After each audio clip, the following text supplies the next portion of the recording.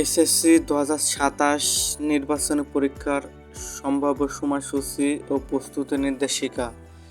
শিক্ষা বোর্ডের বাৎসরিক একাডেমিক ক্যালেন্ডার ও প্রশাসনের সিদ্ধান্ত অনুযায়ী এসএসসি ২০২৭-এর নির্বাচনী বা টেস্ট পরীক্ষা আগামী ২৬ সালের অক্টোবর মাসের শেষ সপ্তাহ থেকে শুরু হয়ে নভেম্বর মাসের প্রথম সপ্তাহ বা দ্বিতীয় সপ্তাহে সম্পন্ন করার নির্দেশনা রয়েছে।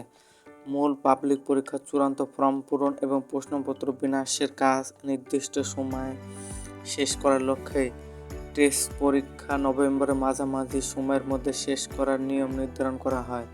শিক্ষা বোর্ডের চূড়ান্ত নোটিশ অনুযায়ী বিদ্যালয়গুলো তাদের নিজ নিজ সুবিধাজনক সময়ে এই পরীক্ষার পূর্ণাঙ্গ সময়সূচি প্রকাশ করবে।